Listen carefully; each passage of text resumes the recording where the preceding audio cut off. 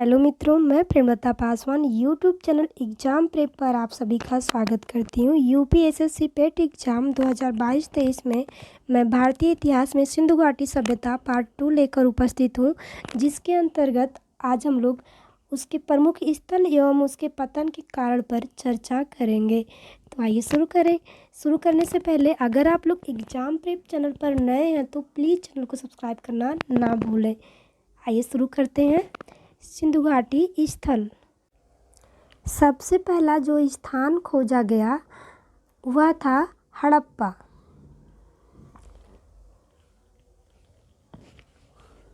Sir John Marshall, जो कि 1921 में भारत के पुरातत्व विभाग के अध्यक्ष थे और इन्हीं के नेतृत्व में इस क्षेत्र में खुदाई का कार्य प्रारंभ हुआ और खुदाई करने वाले जो भारतीय नेतृत्वकर्ता थे वे थे राय बहादुर दयाराम साहनी और राखल दास बनर्जी। दयाराम साहनी ने सन 1921 ईस्वी में हड़प्पा नामक स्थान खोजा और राखल दास बनर्जी के नेतृत्व में मोहनजोदड़ो की खोज हुई। तो इस प्रकार जो सबसे पहला स्थान खोजा गया सिंधु घाटी सभ्यता के अंतर्गत वह था हड़प्पा नामक स्थान। इसीलिए सिंधु घाटी सभ्यता को हड़प्पा सभ्यता के नाम से भी जाना जाता है, क्योंकि सबसे पहला जो स्थान खोजा गया था वह था हड़प्पा। हड़प्पा जो कि रावी नदी के बाएं तट पर स्थित है और वर्तमान में यह जो है पाकिस्तान के पंजाब प्रांत में स्थित है, जिला मांटेसरी। और जो स्थान है वह साहिवाल नामक, वर्तमान में जो स्थिति है इसका साहिवाल नामक स्थान पर स्थित है। हड़प्पा सभ्यता जो है, हड़प्पा नगर जो है दो भागों में विभाजित था। एक था पूर्वी टीला और एक पश्चिमी टीला। पूर्वी टीले पर सामान्यतः जनसामान्य लोग निवास किया करते थे और पश्चिमी टीले पर जो है प्रशासनिक वर्ग के लोग निवास करते थे और पश्चिमी टीले को जो है दुर्ग टीला भी कहा जाता था। पश्चिमी टीले को जो है दुर्ग टीला भी कहा जाता था और मार्टिन व्हीलर ने इस टीले को माउंट एबी का नाम दिया। हड़प्पा नगर जो था रावी नदी पर स्थित था। पश्चिम जो एकदम नदी के पाटे पर जो है ये दुर्ग किला, यानी कि पश्चिमी टीला जो है नदी के एकदम पाटे पर था, जहाँ से नदी में जाने आने के लिए रास्ते, मतलब इसमें नाव चलते थे जिसके माध्यम से ये लोग आते जाते थे नदी से एक स्थान से दूसरे स्थान तक। यहाँ दुर्ग टीले से यानी पश्चिमी टीले से जो है अन्नागार भी मिले हैं जो 6-6 की पंक्तियों में थे। कुल 12 अन्नागार मिले हैं 6-6 की पंक्ति में। दुर्ग टीले से जो है 12 अन्नागार मिले हैं जो 6-6 की पंक्ति में थे। और दुर्ग टीले में जो है एक गोलाकार, इसके ठीक सामने एक गोलाकार चबूतरा था जहाँ पर औरतें बैठा किया करती थीं।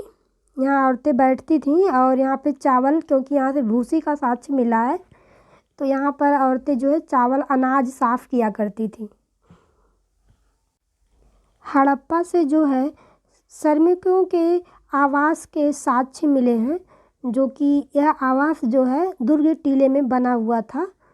जो वहाँ पे जो काम करने वाले मजदूर श्रमिक रहते थे उनके रहने की जो व्यवस्था थी वहाँ पे बनाया गया था। और निचले नगर को, यानी कि पूर्वी टीले को जो है निचला नगर भी कहते थे, उसको नगर टीला भी कहते हैं। और जो है यह पूर्वी भाग में स्थित था। ये जो है हड़प्पा नगर, यानी कि हड़प्पा नगर जो है इस प्रकार से कुछ दिखता था उस समय। यहाँ दुर्ग किले में जो है 6-6 की लाइन में 12 अन्नागार मिले हैं।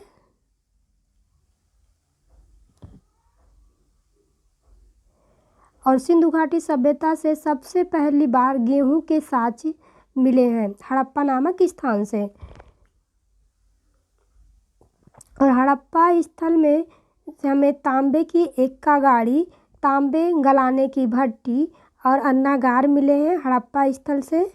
और हड़प्पा जो है रावी नदी के बाएं तट पर स्थित है और वर्तमान में जो है इसकी स्थिति है माउंटेसरी के साहिवाल जगह पर। पाकिस्तान के माउंटेसरी जिला के साहिवाल नामक स्थान पर इसकी जो है स्थिति है वर्तमान। आपको बताते चले कि हड़प्पा से मजदूरों के श्रमिक आवास के साक्ष्य भी मिले हैं जो अभी हमने बताया।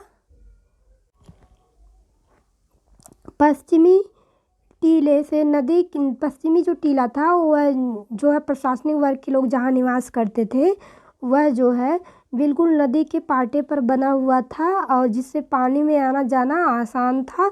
और यहाँ से नाव के साक्ष्य भी मिले हैं। साथ साथ जो है नाव के साक्ष्य हमें लोथल गुजरात से भी मिलते हैं। लोथल नामक स्थान गुजरात में है। ईंटों का गोलाकार चबूतरा जो कि दुर्ग किले के सामने था और जहाँ पर महिलाएं जो है किया करती थी और वहाँ पे बैठ कर के अनाज साफ करती थी। यहाँ पर जब किसी व्यक्ति की जो है मृत्यु हो जाती थी तो उसे नगर टीले के पश्चिमी भाग में दफनाया जाता था। और हड़प्पा के कब्रिस्तान के जो आकार थे वो बिल्कुल यच आकार के थे। जो हड़प्पा के दक्षिणी भाग में जो है नगर टीले के दक्षिणी भाग में जो कब्रिस्तान मिले हैं वहाँ जो है जो कब्रिस्तान का आकार था वो बिल्कुल यच के समान था और इसीलिए इसको जो है कब्रिस्तान यच नाम दिया गया। और यह यहाँ के कब्रिस्तान से हमें जो है सैंधव लिपि की साक्ष्य मिले हैं। ऋग्वेद में हड़प्पा को जो है ऋग्वेद में हड़प्पा को हरियूपिया कहा गया है। सिंधु घाटी सभ्यता के नगरों तथा जो घरों का विन्यास था वो ग्रिड पद्धति पर था और घरों के दरवाजे और खिड़कियां जो हैं मुख्य सड़क की ओर ना खुलकर पिछवाड़े की ओर खुलती थीं। केवल लोथल नगर यानी गुजरात का लोथल नगर ही एक ऐसा स्थान था जहाँ पर दरवाजे जो हैं घरों के दरवाजे वो मुख्य सड़क की ओर खुलती थीं।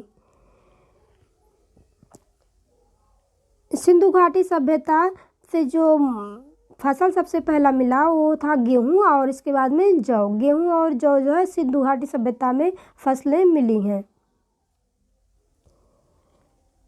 नगर विन्यास कुछ इस तरह से था। ये नगर इस तरह से बसे हुए थे।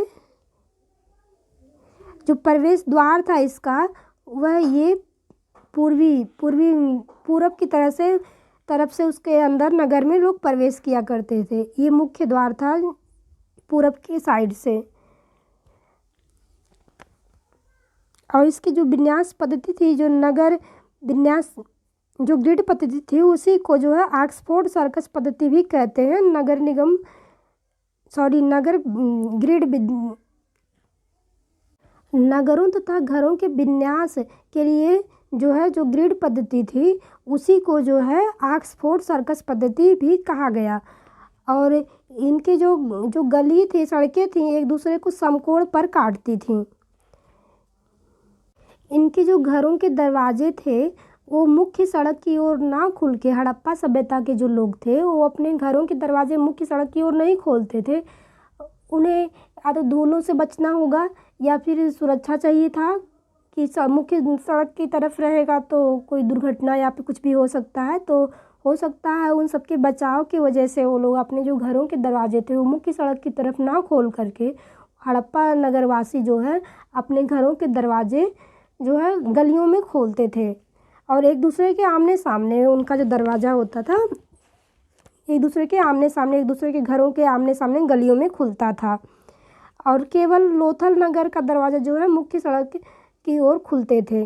सिंधुवासी जो है मिठास के लिए शहद का प्रयोग करते थे। मिट्टी से बने हल का साँच जो है बनावली हरियाणा से मिला है, और रंगपुर एवं लोथल से जो गुजरात के क्षेत्र हैं वहाँ से चावल के दाने के साँच मिले हैं, जिससे धान की खेती होने का प्रमाण मिलता है। चावल का साँच जो है लोथल से प्राप्त हुए हैं। विश्व में सर्वाधिक सबसे पहले यहीं के निवासियों ने जो है सिंधु घाटी सभ्यता के लोग ही, हड़प्पा के लोग ही कपास की खेती प्रारंभ की थी। और भारत में सर्वाधिक सैंधव स्थल जो है गुजरात में लगभग 900 उससे भी अधिक जो है सैंधव स्थल गुजरात में पाए गए हैं। और सिंधु घाटी सभ्यता को कांस्य युगीन सभ्यता कहते हैं। सिंधु घाटी सभ्यता को कांस्य युगीन सभ्यता कहते हैं क्योंकि वहाँ उस समय जो है कांसे की उस समय जो है कांसे जो है प्रचलन में थी। और हड़प्पा सभ्यता के आर्थिक जीवन का मुख्य आधार कृषि था। हड़प्पा सभ्यता समाज जो है मातृसत्तात्मक था और सैंधववासी सूती एवं ऊनी वस्त्रों का प्रयोग करते थे। और सिंधु घाटी सभ्यता के लोग काले रंग से डिजाइन किए हुए लाल जो है मिट्टी के बर्तन प्रयोग करते थे। और सिंधु घाटी के लोग तलवार से परिचित नहीं थे। सिंधु घाटी के लोग जो है तलवार से परिचित नहीं थे। और इस सभ्यता में पर्दा एवं वेश्यावृत्ति समाज में प्रचलित था।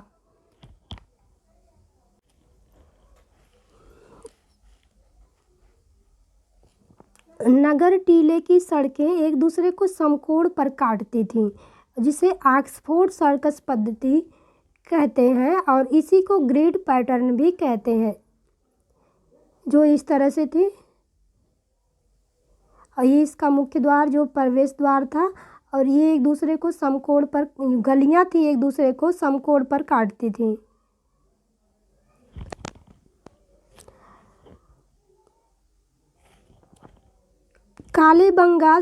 कालीबंगा के लगभग प्रत्येक घर से कुएं के साक्ष्य मिले हैं। कालीबंगा का अर्थ होता है काले रंग की चूड़ी। कालीबंगा का अर्थ होता है काले रंग की चूड़ी। मोहनजोदड़ो का स्नानागार, जिसे जॉर्ज मार्शल ने तत्कालीन विश्व का आश्चर्यजनक निर्माण कहा था।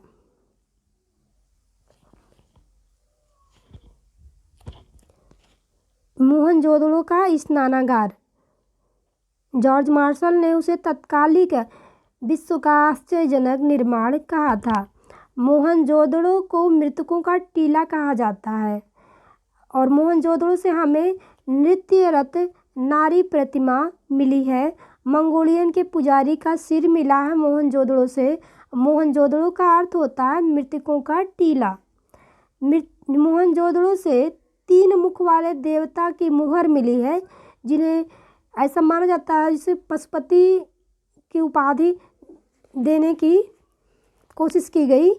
और इसके चारों तरफ हाथी, भैंसा, गैड़ा और व्याघ्र का अंकन है। इसी मोहर को पशुपतिनाथ की उपमा दिया गया जॉन मार्शल द्वारा।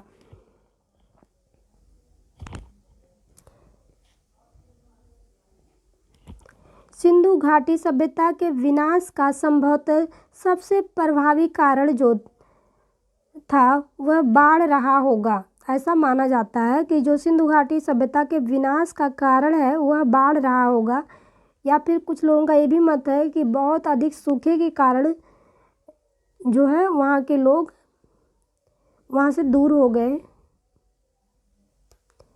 तो ये है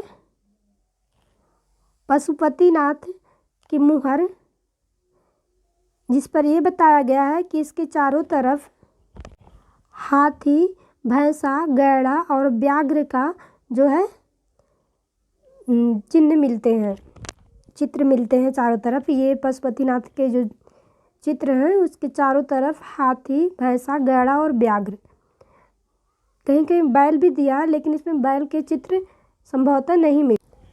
ये है लाल मिट्टी के बर्तन। इस पे काले रंग से डिजाइन किए हुए ये लाल मिट्टी के बर्तन जो है सिंधु घाटी सभ्यता के लोग प्रयोग करते थे। ये कुएं एवं नालियाँ जो एक दूसरे को समकोण पर काटती थी। ये दाह संस्कार। अगर किसी व्यक्ति की मृत्यु हो जाती थी हड़प्पा नगर में, तो वो जो है जो निचला नगर था उसके दक्षिणी भाग में, यानी कि नगर टीले के दक्षिणी भाग में जो है दाह संस्कार के लिए कब्रिस्तान बना हुआ था, जो कि यच प्रकार का था। कुछ इस तरह से कब्रिस्तान बना हुआ था, वहाँ पे लोग ले जाके दफनाया करते थे। नगर टीले के दक्षिणी भाग में जो है दाह संस्कार के लिए व्यवस्था थी, मतलब वहाँ कब्रिस्तान बना हुआ था। ये मोहनजोदड़ो का स्नानागार। यहाँ पे लोग सामूहिक स्नान करते थे, और यहाँ पर कोई जैसे धार्मिक पूजा पाठ या कोई कोई पूजा पाठ होता था, या फिर सामूहिक कोई कार्यक्रम हुआ करता था, तो यहाँ पर उस समय लोग स्नान किया करते होंगे, और साथ में उस सामूहिक कार्यक्रम में या कोई धार्मिक कार्यक्रम जो भी हुआ होता था उसमें वो लोग जो है भाग लेते थे। यहाँ स्नान, सामूहिक स्नानागार, यहाँ पे एक साथ स्नान होता होगा, और यहाँ पर जो छोटे छोटे अगल बगल घर बने होंगे वहाँ पे जाके लोग चेंज करते होंगे और फिर कार्यक्रम में सम्मिलित होते होंगे। ये है हड़प्पा नगर का जो है अन्नागार, जो 6-6 पंक्ति में कुल 12 अन्नागार हैं, जो हड़प्पा नगर के दुर्ग टीले से मिली है। यहाँ पे जो है अन्य जो है अनाज जो है एकत्रित होते थे, भंडारण किया जाता था, और यहीं से जो है व्यापार किया जाता था।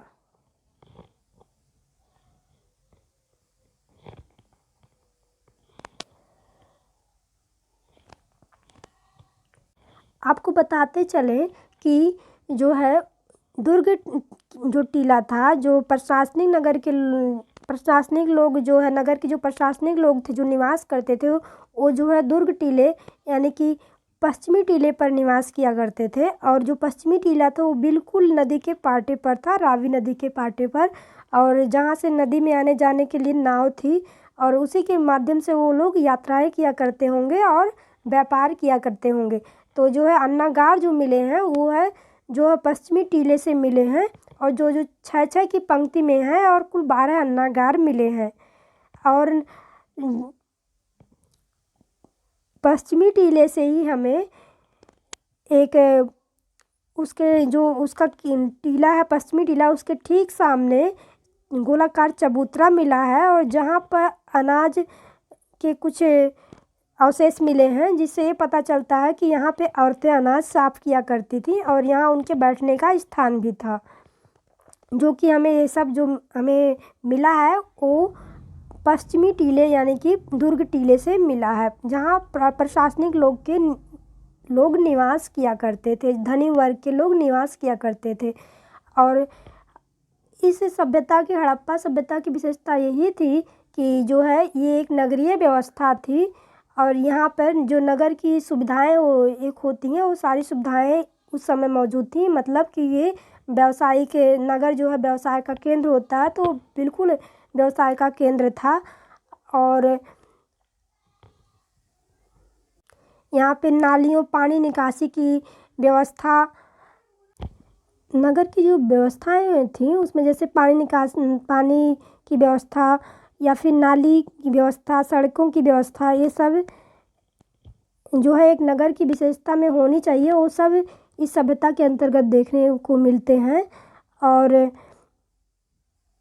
और इसके जो व्यवसाय की जो प्रमुख थी, वो आधार था, वो कृषि था।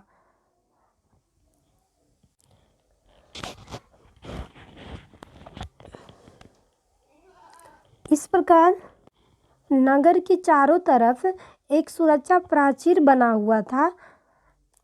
मतलब ये कि जो निचला नगर था, दुर्ग किला था, उसके चारों तरफ जो है एक प्राचीर बना हुआ था, जिससे कि पूरे नगर की जो है रक्षा की जा सके। और इस तरह से ये नगर बसा हुआ। आपको बताते चले कि जो इसका विस्तार है वो भारत में जो है दक्षिण में दाइमाबाद, महाराष्ट्र, गोदावरी नदी के तट पर, और उत्तर में मांडा, जम्मू कश्मीर, और पूरब में जो है आलमगीरपुर, उत्तर प्रदेश, और दक्षिण में जो है दक्षिण साइड में सूतकांगेडोर जो बलूचिस्तान में है। तो इस तरीके से इसका विस्तार,